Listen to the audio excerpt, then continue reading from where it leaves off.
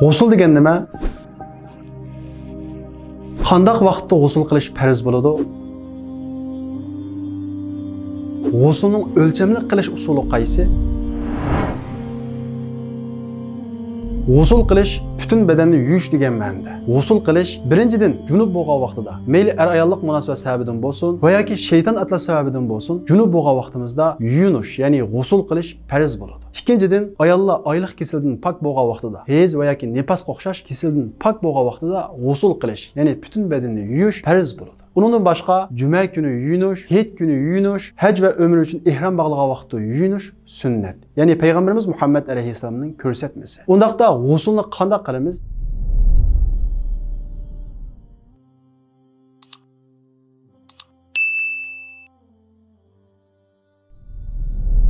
Birinchidan g'usul qilishni niyat qilib munchiga kiramiz va bismillahirrohmanirrohim deb ikki qo'limizni yuyamiz. Ondan keyin bulg'angan joyini yuyamiz, pokizlaymiz. Ondan keyin og'zimizga 3 qatim suv ilib g'arg'ar qilamiz. Bizning Hanafiy mazhabida yuyingan vaqtimizda, ya'ni g'usulda og'zimizga suv ilib chayqash farz. Undan keyin burnimizga suv ilib 3 qatim chayqaymiz. O'xshashla bizning Hanafiy mazhabida yuyingan vaqtimizda, ya'ni g'usulda burnimizni chayqash farz. Ya'ni og'zimizni chayqash va yoki burnimizni chayqash chaliqib qolsa, bu g'usul olmaydi. Ondan keyin yuzimizni va ikki qo'limizni jeynikimizdan qo'shib yuyamiz. Ondan keyin beshimizga masih qilamiz. Ondan keyin ikki putimizni yuyamiz. Ya'ni odatdagi namozga tahorat olganga o'xshash tahorat olamiz. Ondan keyin o'ng tarafimizdan boshlab badanimizni yuyamiz. Undan keyin so'l tarafimizni yuyamiz. Badanimizni yuvgan vaqtimizda ulab yuyish sunnat. Ya'ni Rasulullohning ko'rsatmasi. Badanimizning bir tuk miqdori chala qolmagudek pokiz to'liq yuyish g'usulning 3 farzning birisi. Undan keyin munchidan chiqqan vaqtimizda putimizni chayqab etib chiqamiz.